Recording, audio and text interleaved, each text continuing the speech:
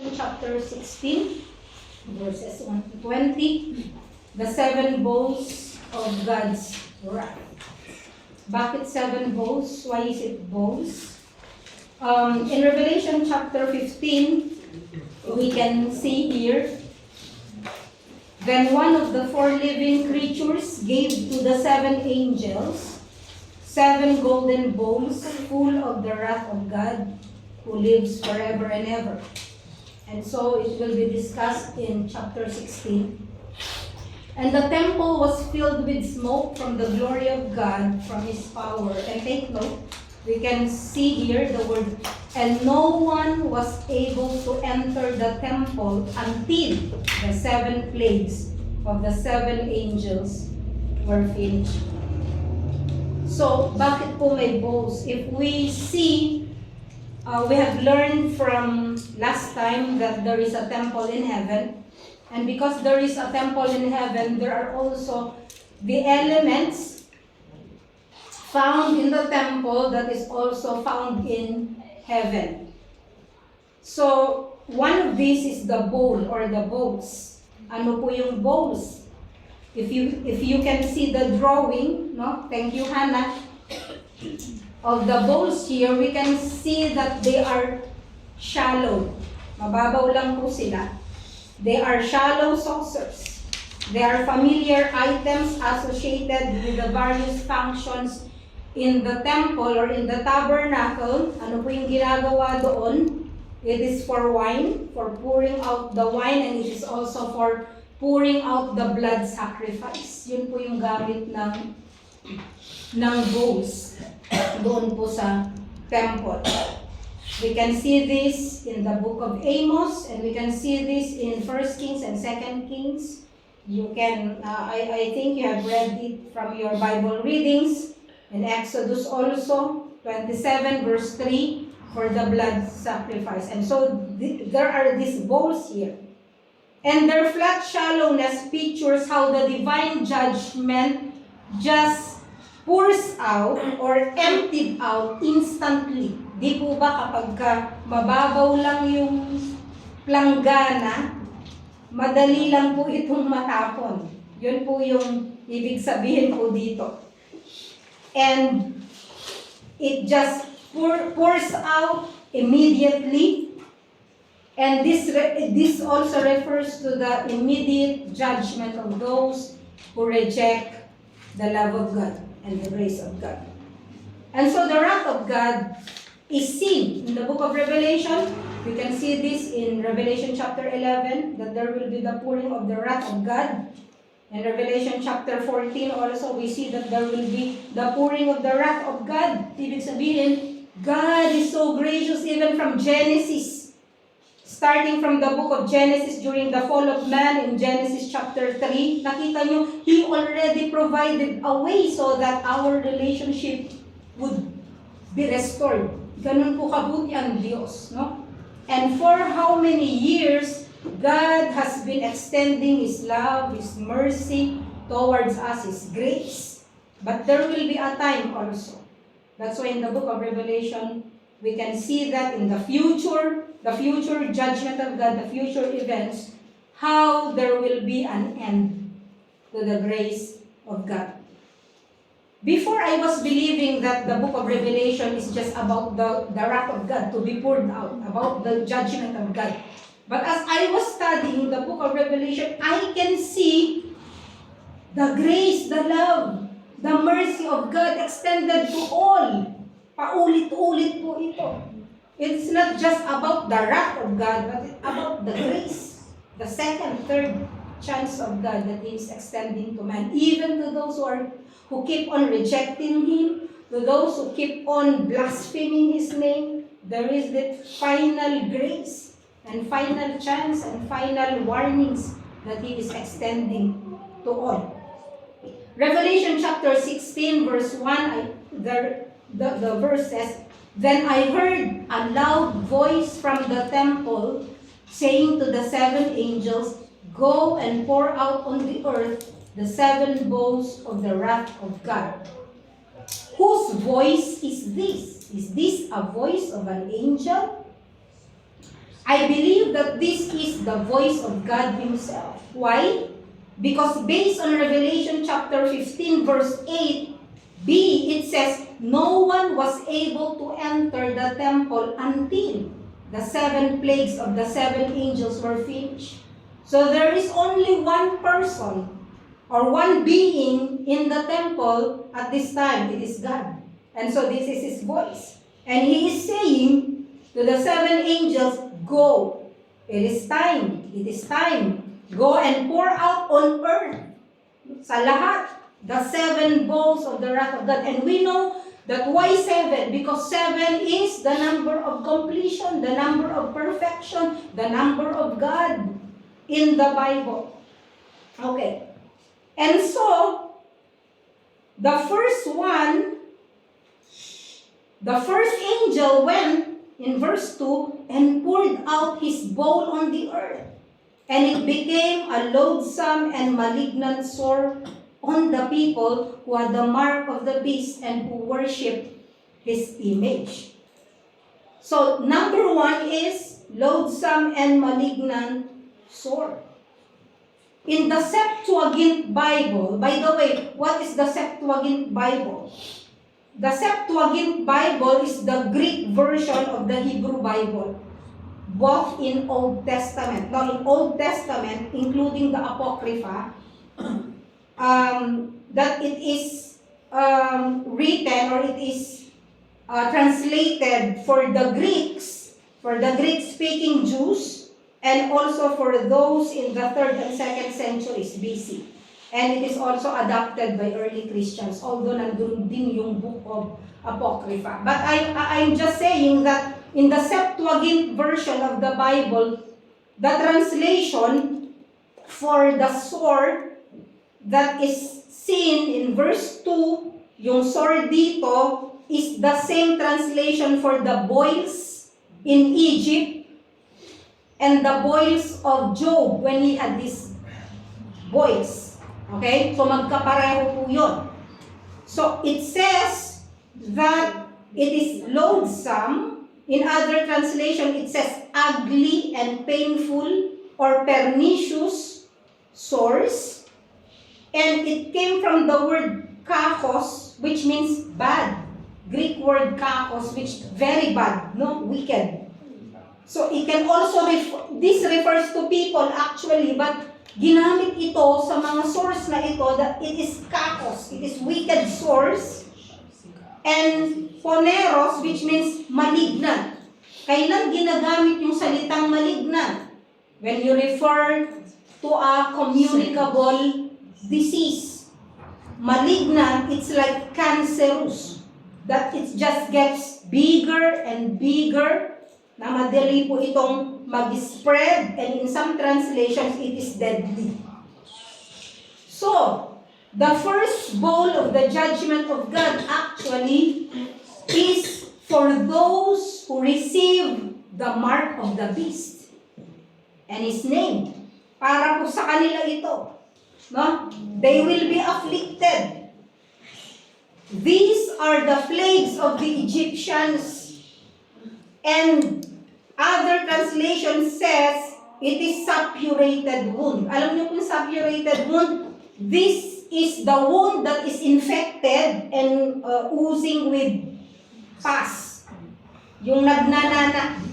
Okay? Yung yellowish fluid something that pours out or comes out of the wound. Ito po yung suppurated or the source na tinatawag dito. And in the New Testament also, these also are the source of Lazarus the beggar who was sitting near the gate of the rich man. Ganito rin po yung kanyang source. And all over the world, people will be afflicted with this incurable disease, but only those who receive the mark. Yun pong mga nandito po na hindi tumanggap doon sa mark ng beast or ng Antichrist, wala po sila nitong plague na ito. They will not be affected. Although maghihirap din po sila because of their faith, but this wrath is not for them. No? And then, let's go to the the second angel in verse 3. The second angel poured out his bowl into the sea. Again, when you say sea, we have to remember that John was writing this during his time. And when they say sea, he is referring to the Mediterranean Sea. Okay? Because in other translations, they say oceans. But it refers to the Mediterranean Ocean or Mediterranean Sea. But actually, it refers to all the seas. Lahat. Okay? So, the second angel poured out his bowl into the sea and it became blood, like that of a dead man. Okay? So in Revelation chapter 8, verse 8 to 9, if you remember, the 7 trumpets of God, it was poured out there. We remember that 1/3 of the sea and the sea creatures died. Only 1/3. Pero dito po, sa instance na ito, makikita po natin na every living thing in the sea died. So if you have your chart, which was distributed to you by Sis Hannah, nakita niyo po that there are the 7 seals, the 7 judgments, the 7 trumpets, and the 7 bowls. I believe that sunod-sunod po yan. Okay? Sunod-sunod yan. But in between, there are these intermissions. Okay? Kaya nga, pinipreach ko separately. Diba? Yung mga tungkol sa 144,000, tungkol the multitudes, tungkol the scene in heaven. I'm preaching that so that you have an idea because it is inserted in the Bible in between chapters. Pero pagkakasunod-sunod po ng judgment ng Lord ay ganon. 7 seals, 7 trumpets, and the 7 bowls so that you have a clear idea. The problem, no? In the second trumpet, because that is in the second trumpet, right? The sea was affected by this judgment. So, we remember the first plague against Egypt. What was the first plague against Egypt? That the water was turned into blood. So, anong ginawa po ng mga Egyptians? Naghukay po sila, di ba? Para sa ganun, meron silang maiinom na tubig. But the problem here is, it is not just blood. What does the Bible says? What does the verse says? The blood like of a dead man. Okay. Nasubukan niyo pong masugat. Kapag nasugatan kayo, what comes out? Liquid, right? Liquid. Masusugat kayo. Pero pag pinabayaan niyo po yung blood na yon sa kamay ninyo, hindi ginalaw. Or kapag yung namatay, halimbawa, nasaksak siya, wala agad nag-responde, iniwan nyo siya dyan, na nasaksak, ano po ang mangyayari dun sa dugo? It will be like a jelly. Alam nyo po ba na ganyan ang mangyayari sa sea? It will be like jelly. Yun po ang sinasabi ng Bible. No? So as I was reading this, nasabi ko, hindi lang siya blood. Ang sabi dito, it became blood like that of a dead man. Ano ba ang dugo ng patay na tao? And every living thing in the sea died. Lahat na po. Hindi na lang siya 1/3. And so the water in the world's oceans will become thick. It will become dark and will be coagulated. Okay? Like the blood of a corpse. And so the death and decay of billions of sea creatures will only add to the misery of the judgment. Okay? Ang kaibahan po ng judgment or ng plague sa Egypt at dito po sa tinutukoy ng Book of Revelation is that hindi po ito one at a time. Ito po ay 1 plus 1 plus 1 plus 1 hanggang sa ma-reach niya ang 7. You have to remember this. Okay? And so ito po yung pangalawang bowl. And then let's go to the third one. In verse 4, Then the third angel poured out his bowl into the rivers and the springs of waters, and they became blood. Okay? So again, hindi lang po yung sea water, yung salt water ang maaapektuhan, kundi maaapektuhan na rin po yung drinking water natin, which is springs. Galing siya sa springs of water from rivers. No? And so they became blood. But take note that it does not say that it did not turn like the blood of a dead man. Naging blood lang siya. Why? Because they will be forced to drink this.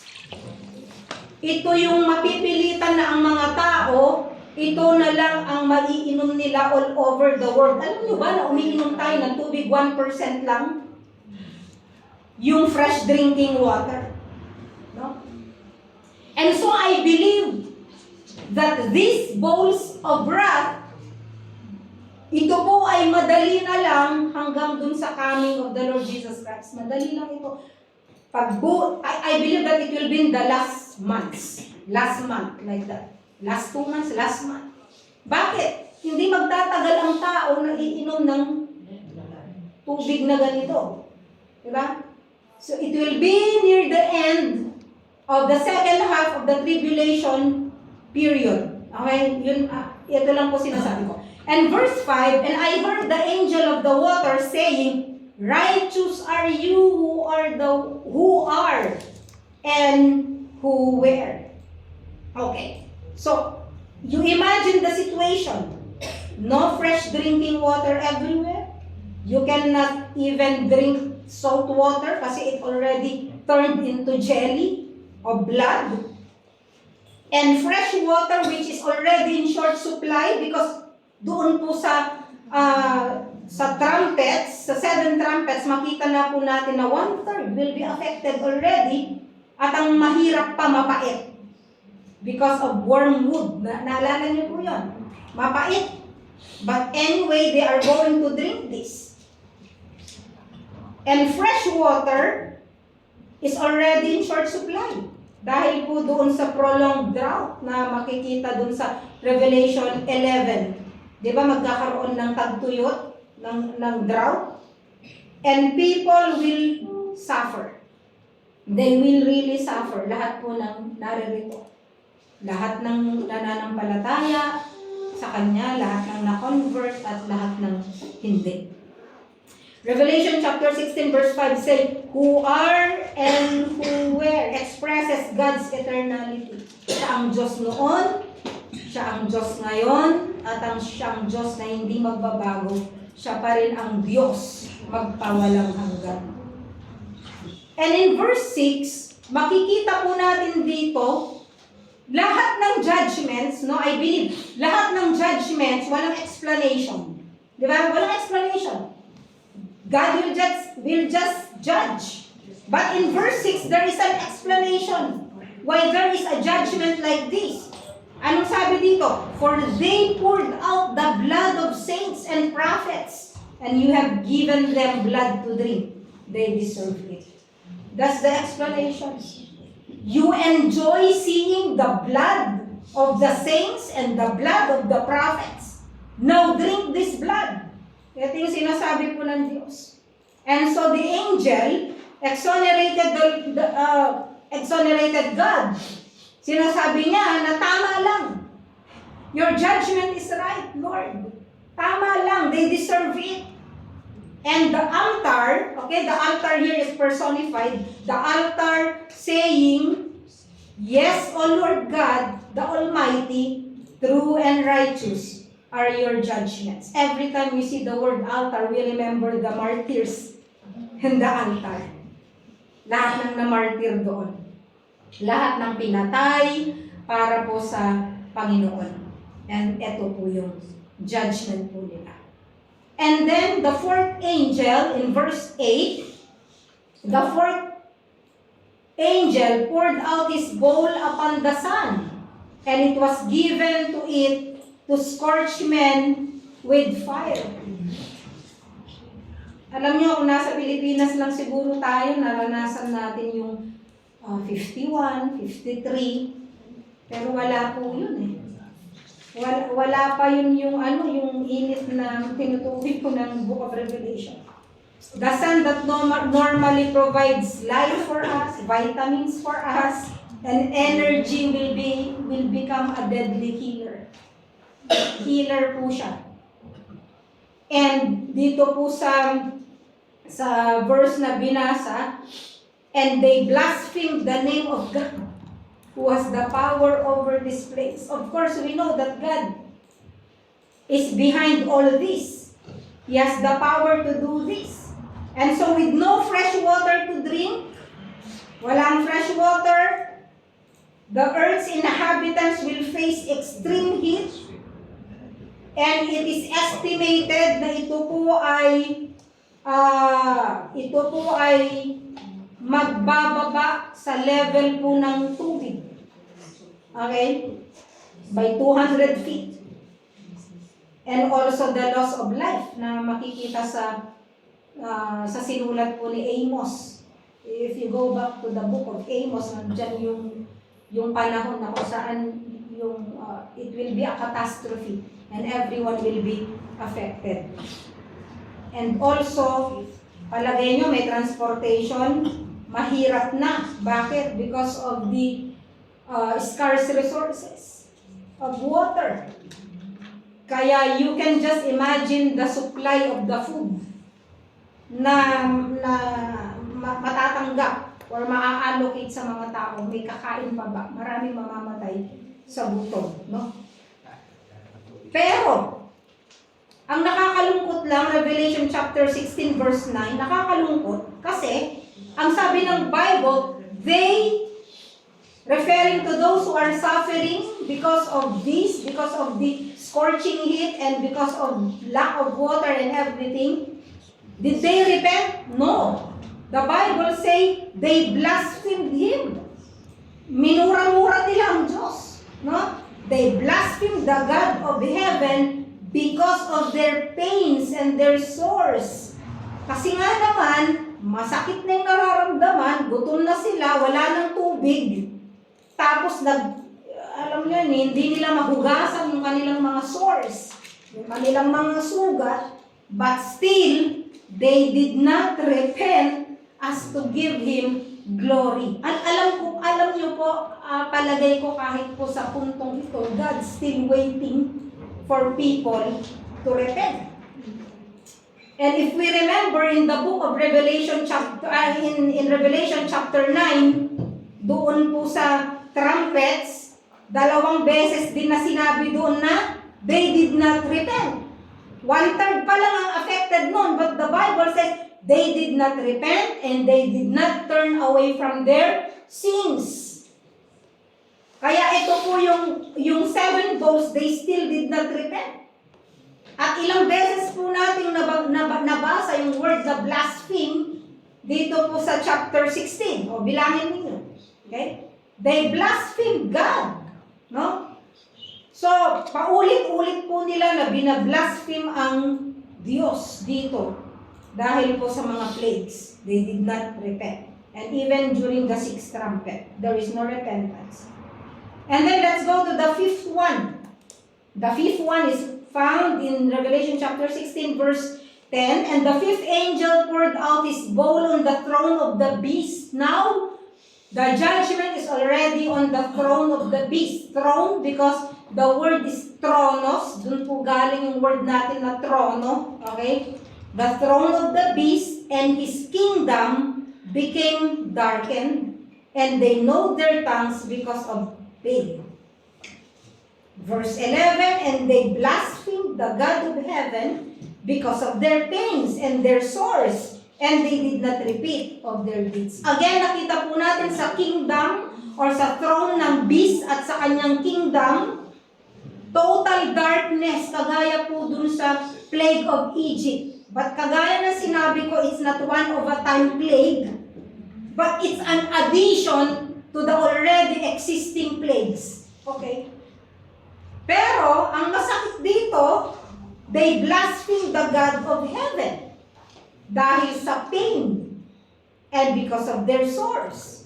and they did not repent of their deeds. So, ito pong kingdom na sinasabi, it actually refer to the Antichrist actual throne kung saan siya nakaupo or saan siya nagro-rule, and to his capital city, and of course, it also extends to his dominion, lahat po ng sumasakop sa kanya pong kapangyarihan. So there is worldwide darkness. Sabi po nung iba na scholars, it is a symbolic darkness that they said that their minds would be darkened. That's why they blaspheme God. But I believe it is a literal darkness. Why? Because I believe in consistency. Kung literal po, yung first judgment or first bowl, second, third, fourth, I believe that everything is literal. At naniniwala po ako na na magda-darken po talaga yung paligid dahil sinabi rin po dun sa judgment, dun sa trumpets, na magda-darken, di ba? That the heavenly bodies will be affected also of the judgment. So I believe that ito po ay literal na darkness po doon po sa trono at doon po sa kingdom ng beast. Kagaya po ng nakalagay din po sa Isaiah. When we read the book of Isaiah, makita po natin bits and pieces na meron pong fulfillment in the book of Revelation. Napansin nyo? Kaya nahirapan kayong magbasa. Kasi kababasa nyo lang ito, mamaya iba na naman, no? But anyway, we can see that in the book of Isaiah, chapter 60, verse 2. We can see that in the book of Joel, chapter 2, verse 2. And of course, we can see that in Mark chapter 13. Verses 24 to 25, kung saan nakikita po natin yung kadiliman, nagkakaroon ng kadiliman. And people load their tongues. Kasi di po ba yung aso pag naiinitan, inilalabas ang dila? No? O lalo na kapag meron tayong nararamdaman, binubuksan natin yung ating bibig para ma-alleviate yung ating nararamdaman, no? Because of the drought, because of the fierce heat, people will load their tongues, no? But still, pinapakita po nila yung kanilang loyalty sa Antichrist because they blaspheme God as a sign of their anger at God.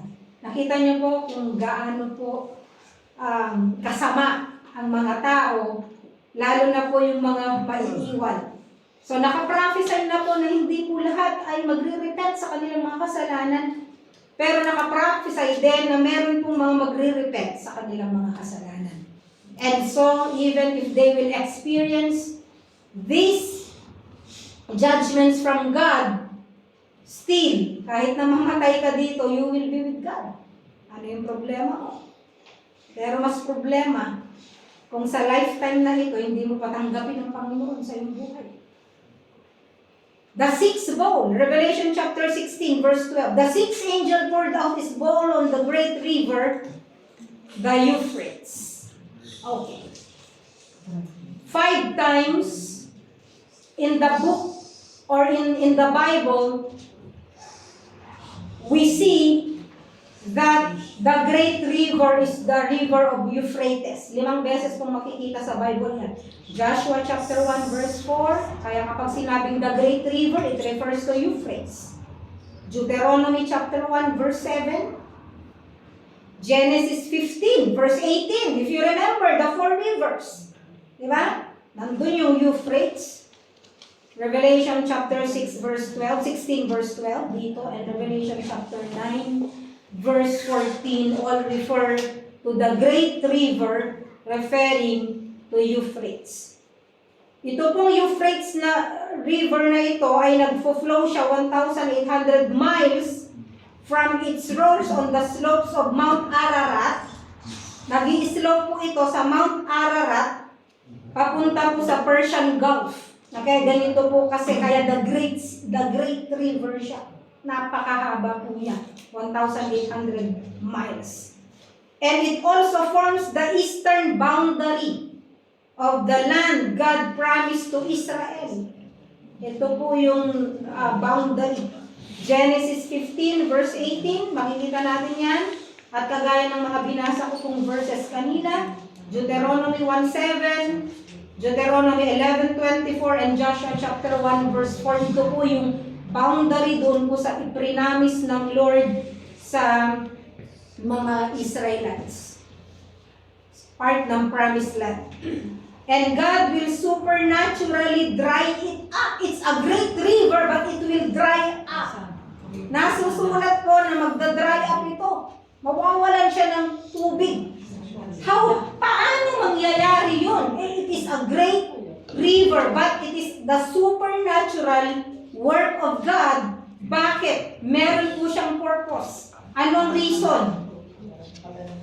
So that the way would be prepared for the kings from the east. When this will be dried up, ito na po yung dadaanan ng mga kings of the east, lahat ng mga presidente from the east, kasama ang China, kasama ang lahat ng nasa east. China, Korea, okay, India. Yan po yung dadaanan nila. Why? Because they will all march to join para sa ganoon ay wasakin ang Israel. Everybody will be against Israel. Pero ang hindi nila alam, this will not be a battle, it will be a slaughter.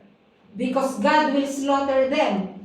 Dahil nandito na ang Panginoon. No. Siya ay darating doon sa kalagitnaan that the people of the earth, lahat ng mga kings, lahat po yan ay magsasama-sama, magsasanib-sanib, puwersa, para po giyarahin ang Israel. Ganito po ang kwento. That's why even from the beginning hanggang ngayon, even kung kahit mag-pray po tayo, nang mag-pray, we cannot change the will of God and the prophecies of God.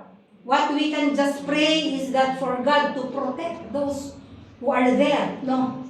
Na lalo na kung may mga mahal tayo sa buhay, mga mananampalataya, we can just pray for them. Kung sila'y mananampalataya, even then, pupunta naman sila sa langit, di ba? Pero nakaprophesy po yan. If you just open your Bible, in the book of Isaiah, chapter 11, verse 15, ito po yung tinutukoy din po dito. Isaiah, sige, tignan lang po natin. Alam ko, nabasa na po natin ito last week or the other week. Maybe you don't understand sometimes, pero it is part of the prophecy. Isaiah chapter 11, verse 15, and the Lord will utterly destroy the tongue of the sea of Egypt, and he will wave his hand over the river, that's the river, with his scorching wind, and he will strike it into 7 streams and make men walk over dry shod. And there will be a highway from Assyria for the remnant of his people who will be left, just as there was for Israel in the day that they came out of the land of Egypt. So magdadry po ito. Isaiah chapter 19, verse 5. Isaiah chapter 19, verse 5.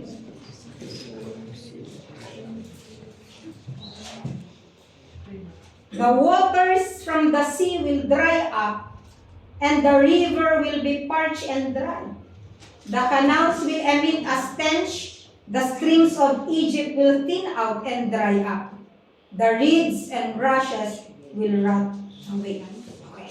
Parang imposible na magda-dry up, but it will. And it is written also in the book of Revelation.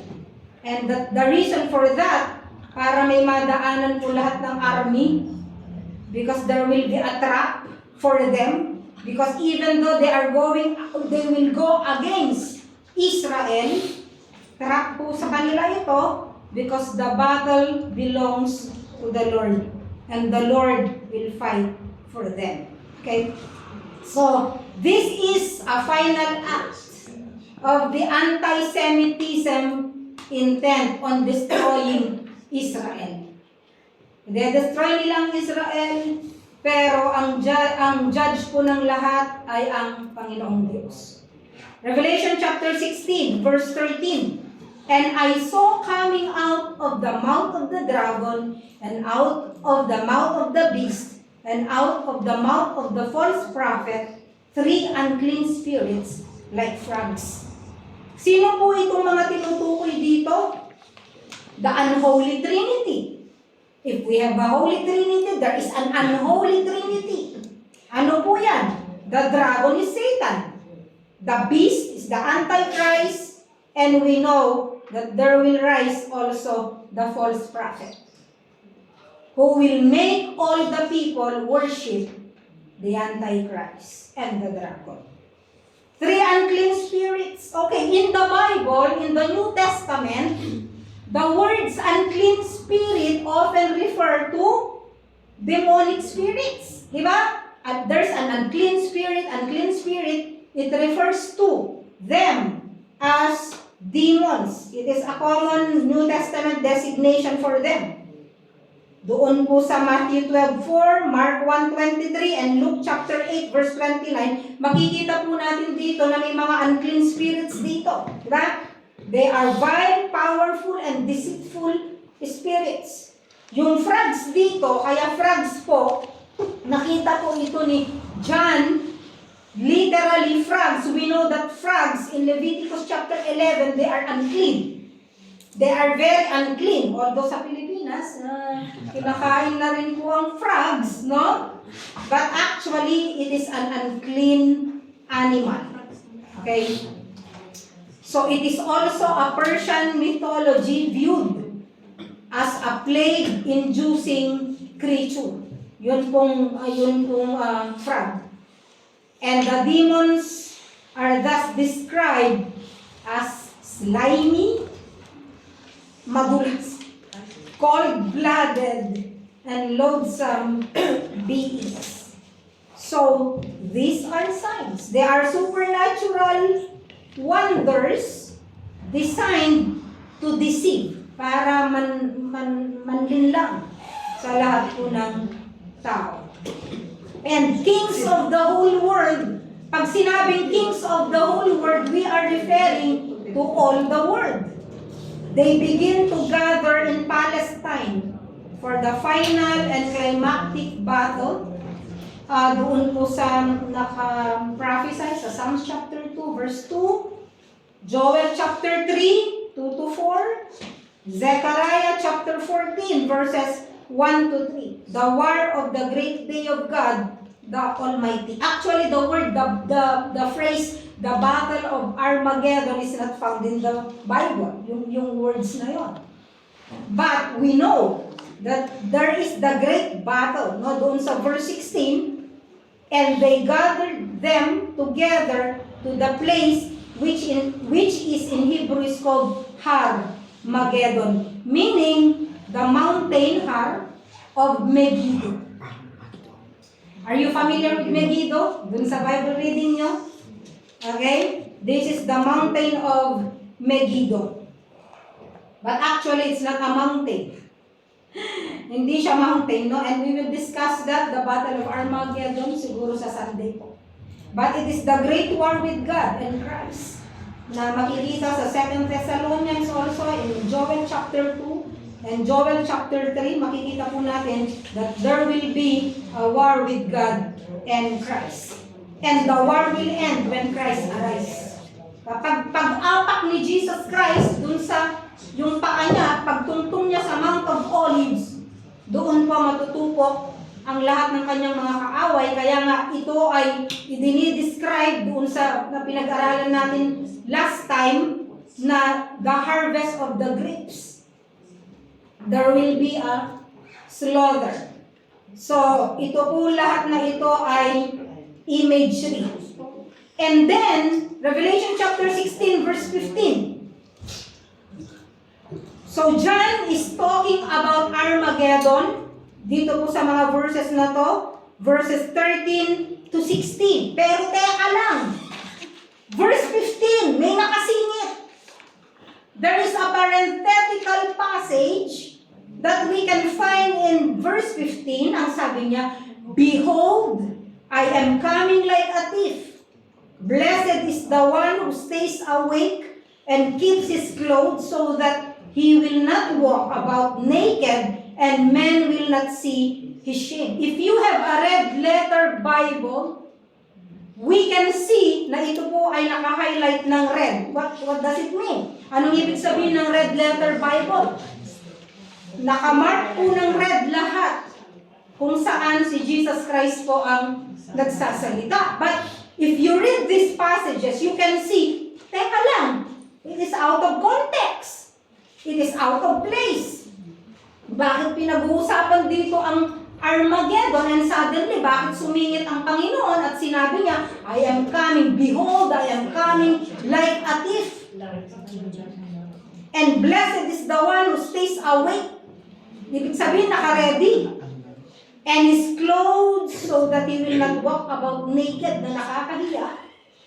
"And men will not see his shame." Bakit kaya inilagay ito dito? Because our Lord stresses the need for constant readiness for His return. Do you remember the parable of the 10 virgins?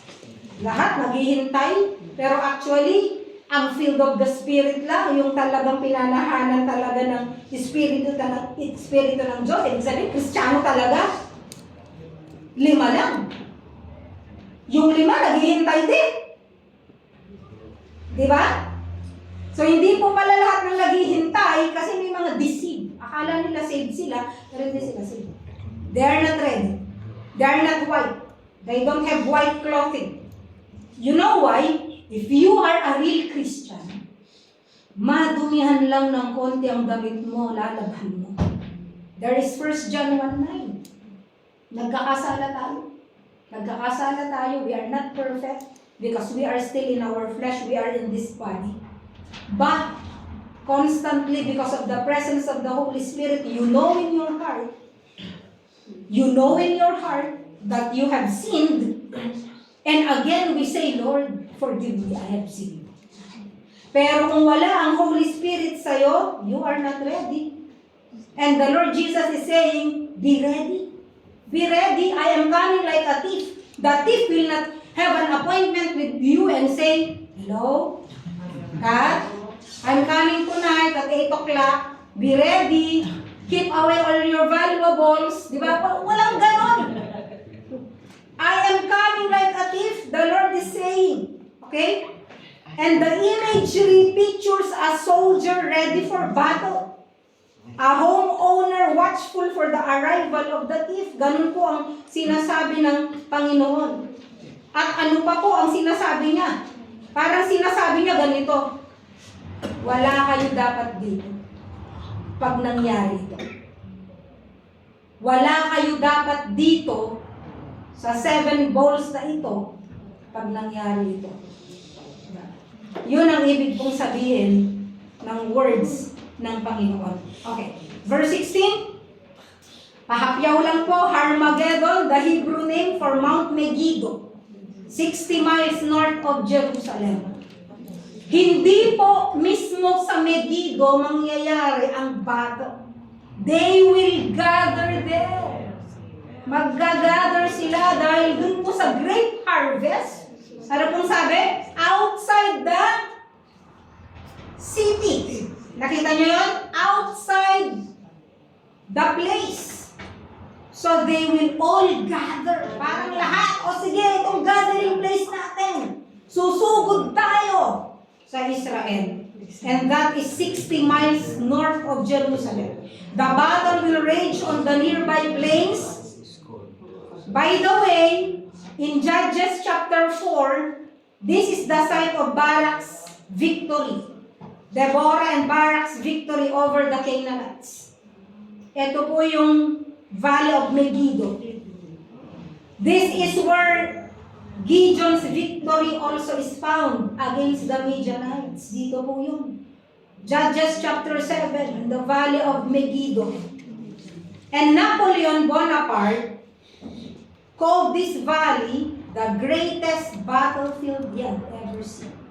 Alam niyo po ba na nangarap si Napoleon Bonaparte na magkaroon ng battle doon? Kasama siya. He said, this valley is the greatest battleground or battlefield he had ever seen.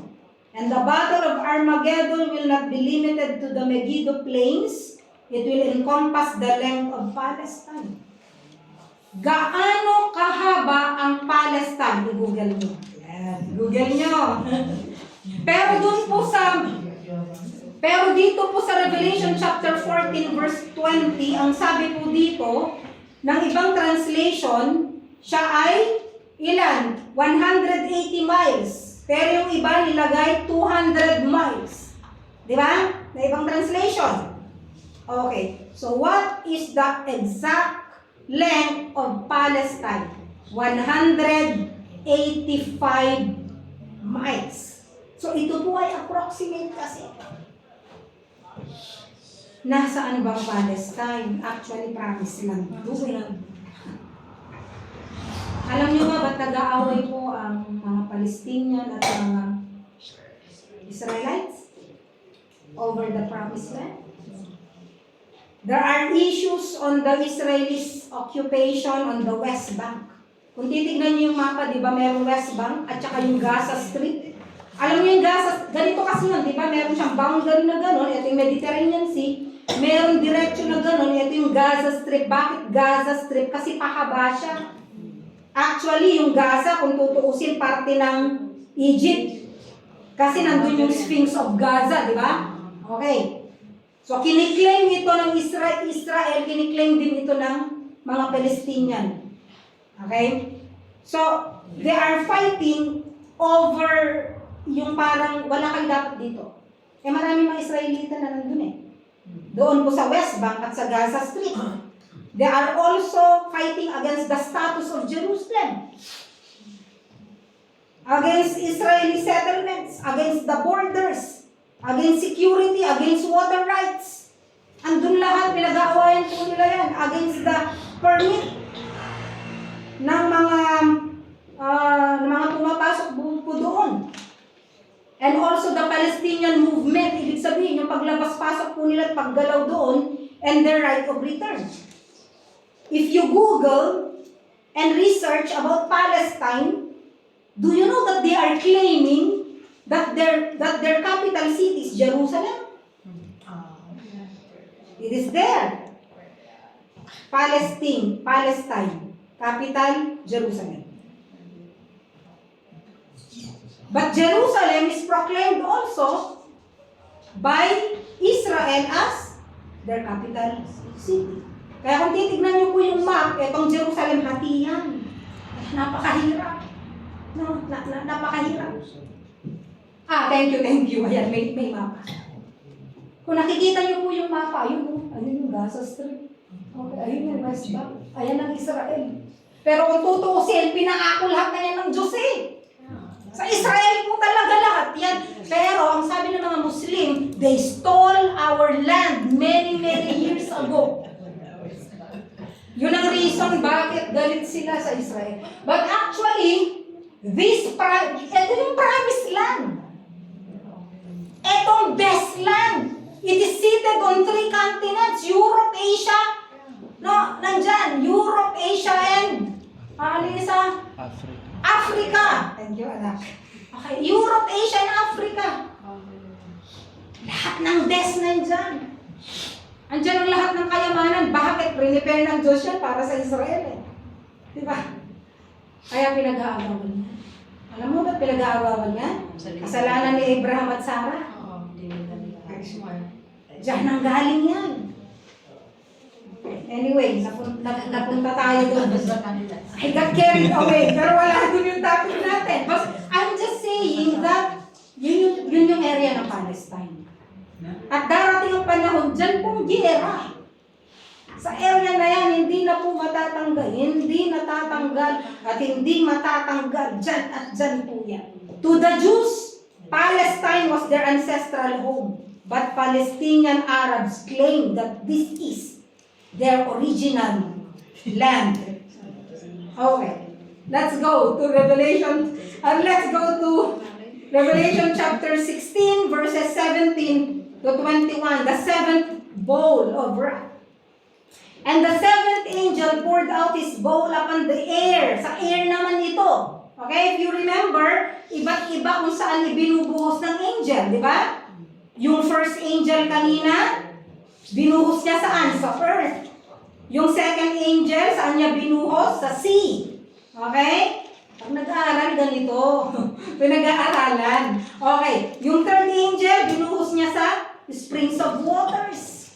Okay? Yung fourth angel, binuhos niya sa sun. Okay? Yung fifth angel, binuhos niya sa trono ng beast. Yung lugar kung saan siya nakatrono. The sixth angel poured out to Euphrates lang, sa great river.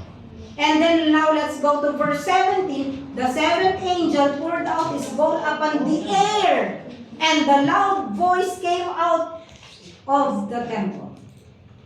Lumabas ang boses ng Diyos at ang sabi niya, "It is done." Parang it is finished. Tapos na. Tetelestai. And there were flashes of lightning when God said, tapos na ang judgment. And there were flashes of lightning and sounds and peals of thunder. And there was a great earthquake. So yung seventh bowl of wrath, there is a great earthquake such as there had not been since man came to the abundant earth. And so great an earthquake was it. And so mighty, the great city was split into three parts. Ito yun, isipin nyo. Yung pong seventh bowl, sa sobrang lakas po ng earthquake, it will change the topography of earth. Yun pong ibig sabihin. Kasi mag-i-split po yung mountain into three. Okay? Hindi mountain. The great city. When we refer to the great city, we refer to what city? Jerusalem. Okay, Jerusalem. Sabi ni Broman, Jerusalem. Pero hindi niya alam tama siya, no? Okay, correct yung points. But it's Jerusalem. The great city will be split into three parts. And the cities of the nation fell. Okay, ano ibig sabihin ng cities of the nation? Lahat na, buong mundo. So, sobrang lakas po ng earthquake na ito, buong mundo mag-change po ang topography. Wala na sa mapa yung iba. Mawawala, nasan yung mountain namin? Wala na. Nasan yung mga rivers namin? Wala na. No? Babylon the Great was remembered before God. That's another preaching, okay? About Babylon. And to give her the cup of the wine of his fierce wrath. Verse 20, and every island fled away. Nawala na lahat ng mga islands. Baka nawala na yung 100 islands natin. 7,100 islands natin. Wala na. Okay. And may kasama po yung earthquake na yun. Ano po yung kasama niya? Verse 21. Hailstones. Okay. Okay lang naman na magka-hailstone. Ang problema, gaano kabigat? About 100 pounds each. Timbang ko lang yan. Timbang ng tao yan. Okay? Alam niyo po ba na yung pinakamalaking hailstone na record ay yung hailstone sa Bangladesh? Okay? Hindi ko lang po alam yan, no, kung ano ang talagang sukat. Pero siya po yung nagkaroon ng pinakamalaking hailstone sa Bangladesh that killed people talaga. How much more? Mahulugan tayo ng hailstone na kasi na ang timbang ay 100 pounds. Do you see that the Bible is exact? Talaga sinabi niya na 100 pounds each. Ganun kalalaki ang hailstone. Came down from heaven upon men. Anong resulta? And men, di ba, blasphemed God because of the plague of the hail, because its plague was extremely severe. 3 times dito sa Revelation chapter 16, makikita natin yung blasphemed God. Nakita niyo po ba gaano kasama ang puso ng tao? Kahit sa panahon po ngayon, nakikita niyo ba gaano kasama ang puso ng tao? May problema, minumura ang Diyos. Pero nung walang problema, ang buhay niya, buhay lang niya. Huwag mo akong pakialaman. Diyos, huwag kang makikialam. O kaya sabi ng atheist, walang Diyos. Pag may nangyari, mumurahin ng Diyos, sisisihin ng Diyos. Nakita niyo ang kasamaan ng tao? At nakita niyo rin po ang kabutihan ng Diyos. Pero may kagaya po ng sinabi ko, meron pong hangganan. Ang lahat. And men blaspheme God. But I just want to close this. Magwa 1 o'clock na po. But I just want to close this with verse 15. Yung sinabi po dito na, behold, I am coming like a thief. Ang sabi ng Panginoong Jesucristo, darating ako kagaya ng magnanakaw. Dapat na maging handa kayo. Dapat nagising kayo. Dapat na tinitignan nyo na meron kayong kasuotan para hindi kayo naglalakad na hubad. Ano ibig sabihin nito? Ang kasuotan natin ay ang righteousness ng Panginoong Jesucristo. Once na humingi tayo ng tawad sa Panginoong Jesucristo, nagsisi sa kasalanan, handang pumalikod sa kasalanan, at tanggapin siya bilang Panginoon ng buhay natin at tagapagligtas ng ating kaluluwa, didinggin niya po tayo. Siya po ay napakabuti at didinggin niya tayo. Kung meron po sa ating kalagitnaan sa oras na ito na hindi pa po nagsusurrender ng kanyang sarili sa Panginoong Jesucristo, hindi pa humihingi ng tawad sa Diyos, o maaari hanggang ngayon ang sinasamba pa rin ng rebulto, mga rebulto ng mga tao na hindi magliligtas, rebulto daw ni Maria, rebulto ni Kristo. Ang Diyos ay espiritu, hindi nakikita. Alam niyo ba na galit ang Diyos sa idolatry? O maaaring hindi ka sumasamba sa Diyos-Diyosan, subalit ang puso mo naman ay sumasamba sa ibang Diyos. Maaaring ang Diyos mo ang trabaho mo, Diyos mo ang kayamanan mo, Diyos mo ang kagandahan mo, Diyos mo ang kalusugan mo. That is still idolatry. And God is calling you to repent.